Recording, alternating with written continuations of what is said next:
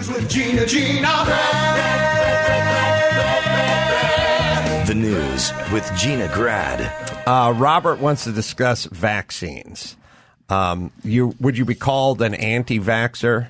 Would that be a proper I have been label? called an anti-vaxxer, but I am not anti-vaccine. Would you call yourself an anti-vaxxer? No, I'm against corruption and I'm pro-science. And I am all for vaccines as long as they're tested and they're demonstrated to work. And unfortunately, there is an exemption, a loophole that allows vaccines to, unlike every other medication, vaccines do not have to be safety tested against a placebo. And because of that, nobody can tell you whether that vaccine, any particular vaccine, is averting more problems than it's causing. Why? How does one shut this loophole, and why is there this loophole? Well, loophole ultimately there are a lot of special loopholes that apply to vaccination, for example, and the most important one is that you cannot sue a vaccine manufacturer. So no matter how negligent they are, no matter how malicious, no matter how toxic the ingredient, no matter how sloppy the line protocols. Where are you with the flu vaccine? The flu vaccine, again, has not been tested ever to show that it works. Or that, and, there are two scientific organizations that really do the analysis, what they call the meta-analysis, that look at all of the testing. And what those, as the Cochrane collaboration and the BMJ, who have both done extensive analysis of the flu vaccine. And here's what they show. The vaccine does not work. It does not avert any deaths. That it is not associated with any kind of reduction in mortalities among elderly, which was its justification. And that there are a lot of bad side effects. And so, what I would say is test it against placebo, show that people who are vaccinated are actually healthier than people who are unvaccinated, and let's take it. So if you had a newborn today, which ones would you get and which ones wouldn't you get? Well, I gave my kids all of the vaccines and all of the schedule. I have 7 kids, and I got the whole schedule. They'd have not only the 2 older ones got the Gardasil vaccine. I would say that's the most important one to avoid. It does not. There's no evidence. There's no good evidence that it actually prevents any cervical cancer. There's a lot of evidence that it causes cervical cancer. And this is coming from from Merck's own clinical studies. But it's also associated with a lot of really bad side effects. And I'm representing a girl right here in Los Angeles who got the vaccine when she was 15 years old. She was a star athlete, top of her class. She's been in a wheelchair ever since. She has seizures every 40 to 90 seconds. She spends her life in a darkened room with the shades drawn and dark glasses because the light provokes seizures. And there are thousands and thousands of girls who have had that effect from the vaccines all over the world. So on that Gardasil vaccine. That Gardasil vaccine is a boondoggle for Merck. It's making them billions of dollars without any evidence, significant evidence that it actually works. So measles, mumps, that kind of stuff, okay with? Or you would do? What I would say is let's test them against a placebo, or let's test a vaccinated population against an unvaccinated population. You can do that easily. You can do it retrospectively. We have the databases. Show us that kids who get vaccinated are actually healthier than kids who remain unvaccinated. In fact, today there are dozens and dozens of those studies. And they all show that the unvaccinated kids are far healthier. So I would wait to vaccinate until they could show me those kind of data. Those are data that we have for every other medical product. The main problem is you can't sue a drug company, a vaccine manufacturer. The 4 companies that make all 72 vaccines that are now mandated for our children are all serial felons. Those are Merck, Sanofi, Glaxo, and Pfizer. Those 4 companies have paid $30 billion in the last 10 years in penalties, fines, damages, for falsifying science, defrauding regulators, for killing hundreds of thousands of people with their other medical products. Vioxx alone killed 500,000 people. That's a Merck product. Why do we think that these same companies who are lying, cheating, and stealing, who created the opioid epidemic, who are lying, cheating, and stealing on every other product that they have, are somehow telling the truth on vaccines and playing it straight when vaccines is the only place they can never get caught because you can't sue them? I wouldn't say every product they have they lie, cheat, and steal on. Brian is on Avastin. Different company, but yeah. And there are some that create things that help people, obviously. I'm not saying, let me say, I may have overstated that every product they lie and cheat and steal on, but they do it habitually, and they've done it enough to have paid $30 billion in 10 years on hundreds and hundreds and hundreds of cases that are, make it clear that this is part of the culture of those companies. If I share this with Dr. Drew, who'll come in here at some point, not today, don't worry, but he'll go. I would love. He'll go. No, get him vaccinated. Don't listen to him. Get him vaccinated. Why would he say that? He would say that because he's getting his information from the CDC, and CDC is part of the problem. CDC is a captive agency. CDC makes almost half of its budget from buying and selling vaccines. It owns 57 vaccine patents. It mandates the vaccines and then has to defend them in vaccine court. But the doctors trust what CDC says. But you got your children vaccinated. Why did you do that? Because I didn't know any better at that time. Oh, okay. That was it wasn't 40 years ago. I believe. Well, my kids now range from 15 years old to 35 years old. So I took the flu vaccine every year. I'm not anti-vax. The only reason that I now have skepticism is because I've studied the science and I've read the science, and this is what I do for a living. I read science for a living. I litigate. I've brought over 500 successful lawsuits, including the Monsanto suit, including the suit that is now the subject of Dark Waters, which is Mark Ruffalo's films. I just saw that. I was just thinking about that. Right. I read science for a living, and I read it critically. And doctors don't do that. Doctors are not scientists.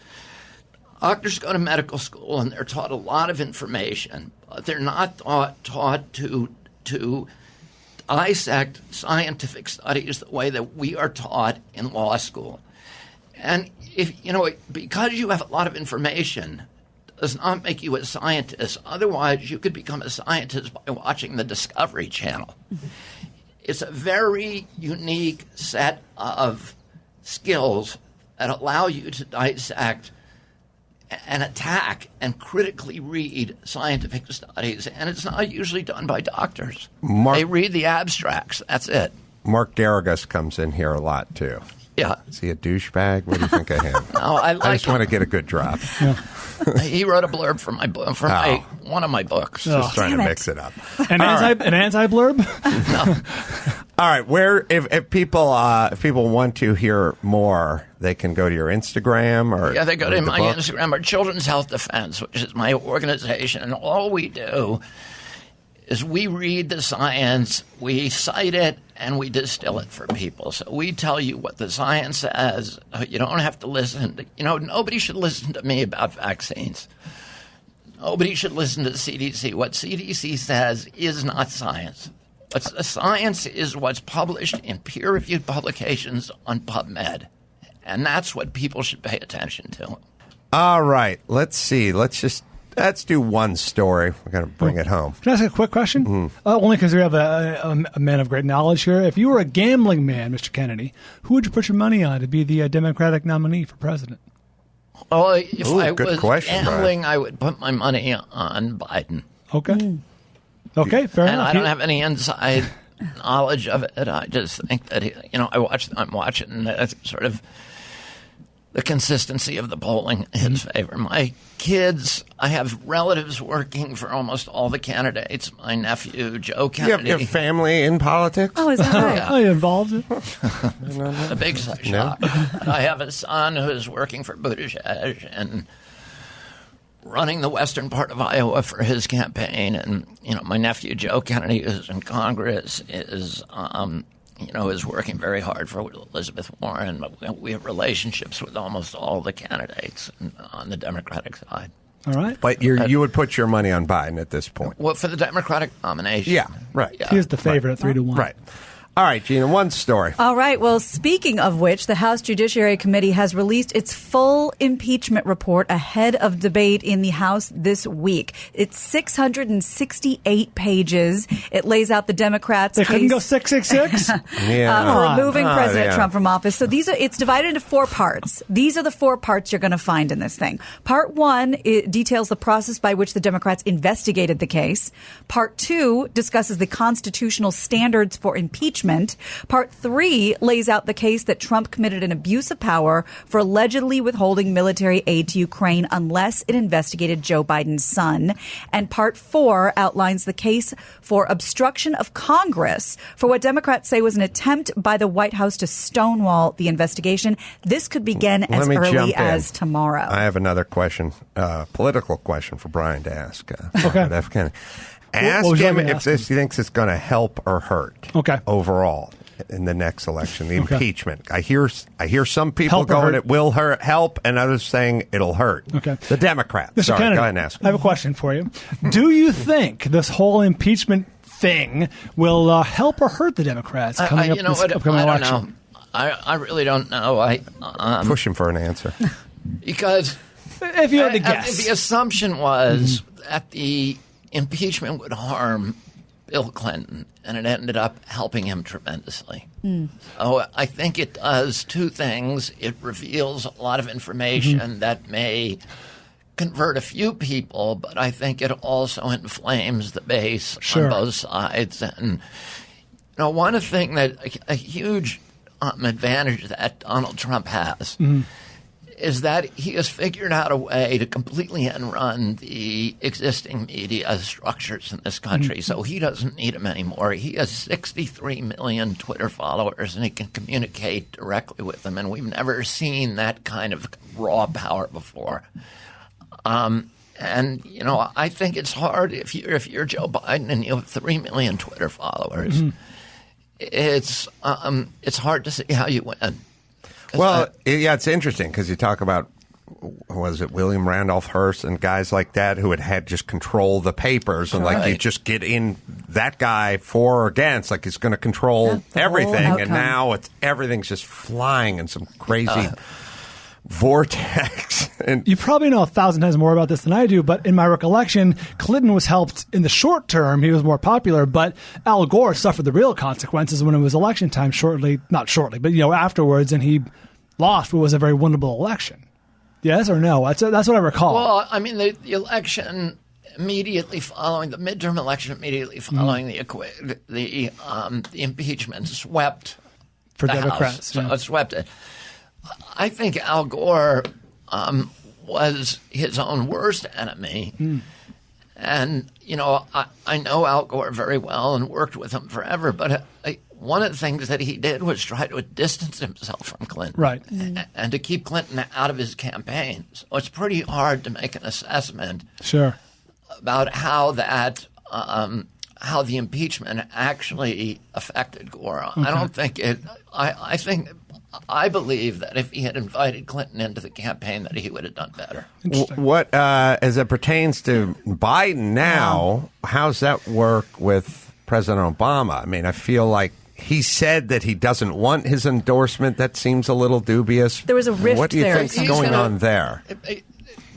It would be highly unusual and kind of improper and unfair for President Obama to get into the Democratic primary.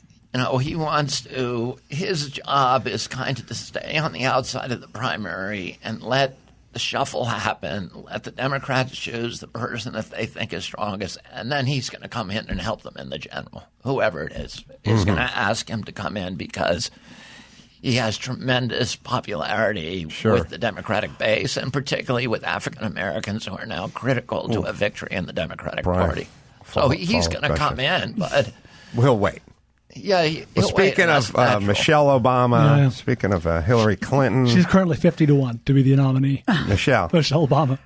Everyone seems to think she may jump in. Hillary may jump in. Hillary's kind of. I would be shocked. Well, let's ask Mr. Kennedy. Mr. Kennedy, would you be surprised if Hillary Clinton jumped in? I would be shocked. Shocked if Hillary Clinton.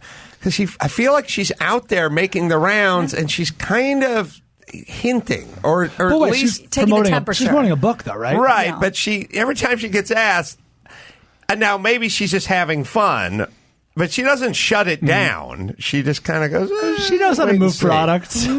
Yeah, is that what she's doing? Yeah, I don't know. You don't know. Michelle Obama, shocked? If she came in, I don't think she has, from my personal contact with her, which is not a lot, and from what I've seen of her publicly, she has zero interest in getting back into this. I think that couple is really happy right now, and they're happy to love our country from a distance. Didn't they just get a beautiful new property? I just saw that in the news. I mean, I think they're having a nice, relaxing time. Every picture you see of them, they look free of stress and very, very happy. I don't know that you can get involved with an election anymore without just planning on becoming an alcoholic and getting divorced or something. Because, I mean, you sacrifice a huge part of your life. Well, you always, traditionally, you always did. You sacrificed a lot of time and, your life, potentially, as you would know. But what you didn't sacrifice is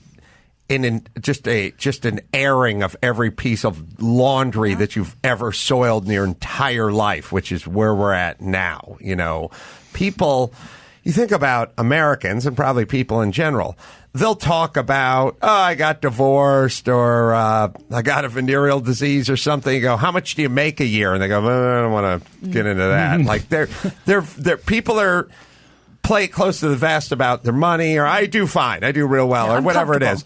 People inherently don't want all their stuff out there. Now, maybe if you're wired like Trump, you don't care. But that's things you don't want to have. I was going to say, what are you talking about? The guy's for 20 years. I mean, you're not embarrassed by your gumas, your mistresses, and whatever it is. Most people, returns. Your tax returns. Most people don't. They like to. They'll get out and campaign, then they want to go home. Right. And there is no more life. You cannot go home anymore. So if you want to do it in this day and age, there is no such thing as you going home. It's kind of like the work week doesn't end anymore. You're still getting texts and answering emails from your bedroom at midnight on a Saturday night. I don't know what sane, happy people are really down for that now. Yeah. You know what I mean? Yeah. The worst part of it is the money. Right. Is that it's really no longer about, persuading people to vote for you. It's persuading, it's calling, making 200 phone calls a day and asking people, rich people, for $10,000 apiece. And who the hell wants to do that? You got those calls. Let's bring it home, Gina Grad. You got it. I'm Gina Grad, and that's the news. Gina Grad. That was the news with Gina Grad.